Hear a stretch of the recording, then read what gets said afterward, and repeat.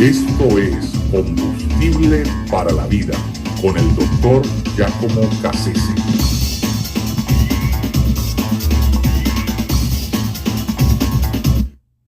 Herodes el no tan grande. Herodes el Grande es uno de los personajes más importantes mencionados en el Nuevo Testamento. Pertenecía a la familia de los Antipas.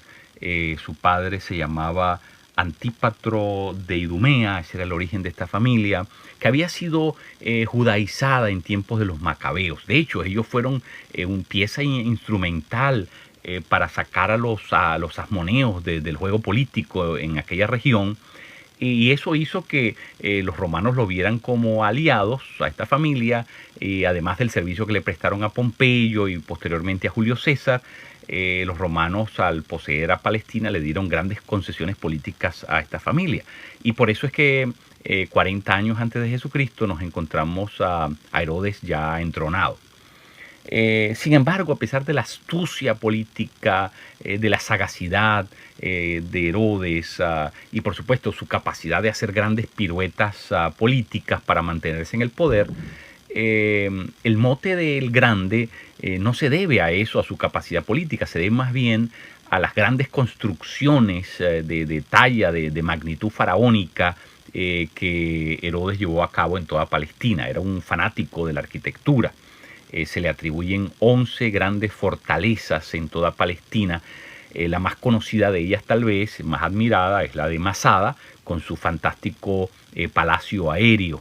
También aquella que está construida en el desierto, donde Juan el Bautista estuvo preso por un tiempo. Pero bueno, también hay que decir que hizo el primer muelle artificial en la historia antigua y reconstruyó la ciudad de Samaria, que era la antigua capital del Reino del Norte. También al estilo de los romanos aprendió todo el arte de los acueductos, que los ejecutó en muchas partes de Palestina. Asimismo hizo el estanque de Siloé, que está mencionado en el Nuevo Testamento, y no menos importante, hizo la ciudad de Cesarea de la Mar o Cesarea Marítima. Cesarea porque era un tributo a los césares romanos. Era la ciudad sede, ¿verdad?, de la Procuraduría, por eso Poncio Pilato vivía allí. Allí también estaba el fantástico hipódromo que mandó a hacer Herodes, que hasta el día de hoy se puede todavía ver. Y por supuesto uno de sus palacios más importantes, el cual tenía una colección impresionante de frescos y una curiosidad arquitectónica, tenía una piscina de agua dulce enclavada en medio del mar Mediterráneo.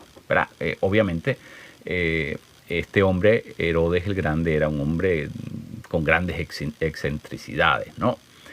Pero tenemos que decir que sus construcciones, sus dos construcciones más importantes, son el Herodión y, por supuesto, el llamado Templo de Jerusalén. El Templo de Jerusalén lo conocemos bastante bien porque es el templo que estaba en tiempos de Jesús.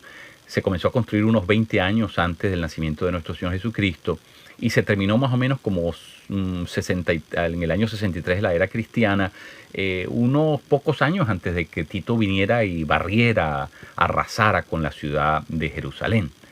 Era se puede decir que era el edificio más imponente en todo el Imperio Romano. No solamente porque estaba amurallado, sino porque tenía unos acabados muy finos y además medía más de 73 pies de altura. Era verdaderamente fantástico.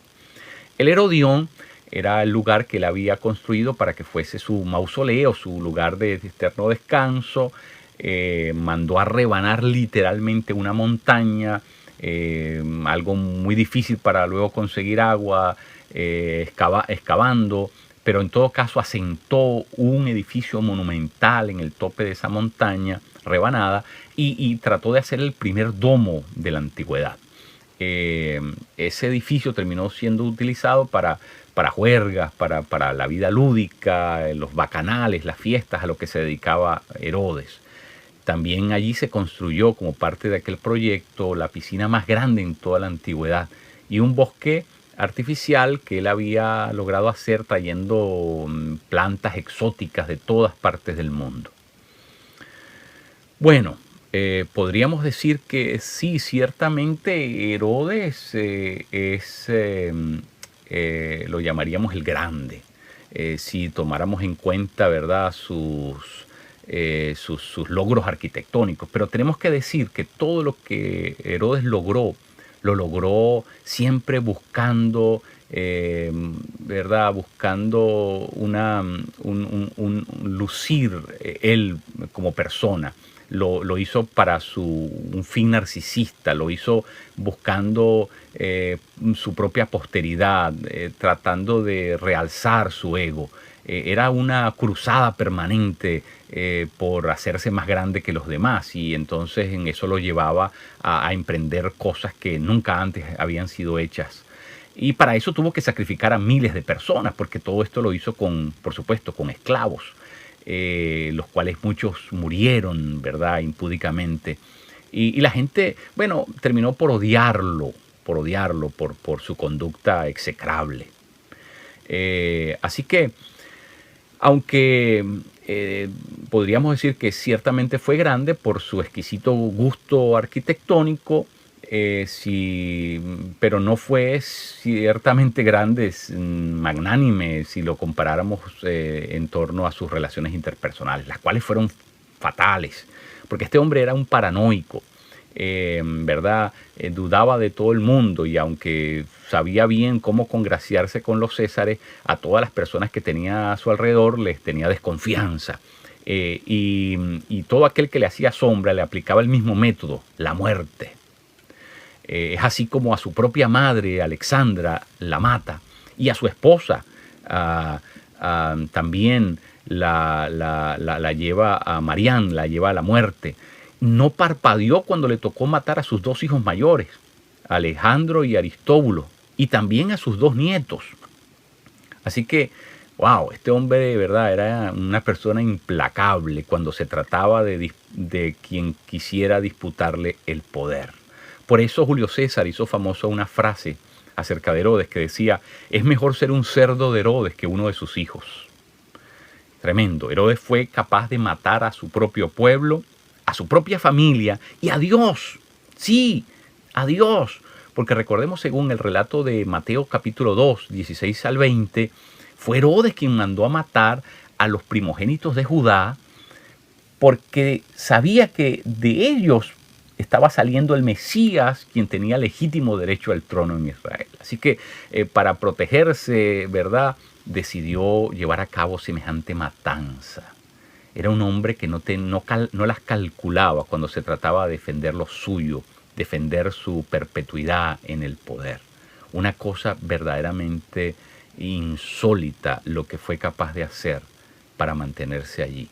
Su verdadero Dios era ciertamente el poder. Una cosa muy triste, ¿verdad?, es que a pesar de que Herodes logró todo esto, realmente no fue tan grande.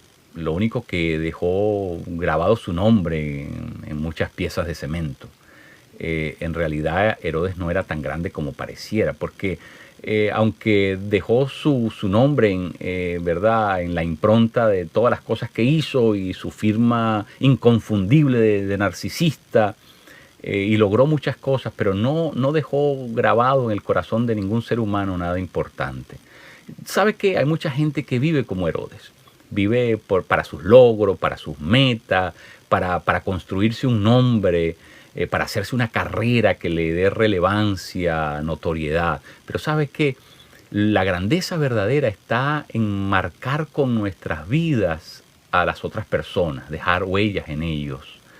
Y eso solamente lo logramos cuando lo hacemos en amor, en el amor cristiano, cuando desinteresadamente velamos por los intereses de los demás, cuando desinteresadamente nos abocamos a servir a otros.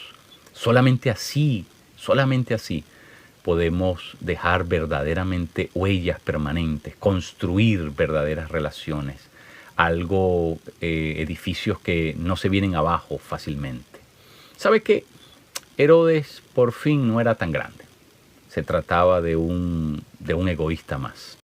Únete a nuestra comunidad. Si tienes preguntas o deseas más información, no dudes en escribirnos a combustibleparalavida@gmail.com o contáctanos al teléfono 305-661-5151. Gracias por escucharnos y ser parte de nuestra comunidad.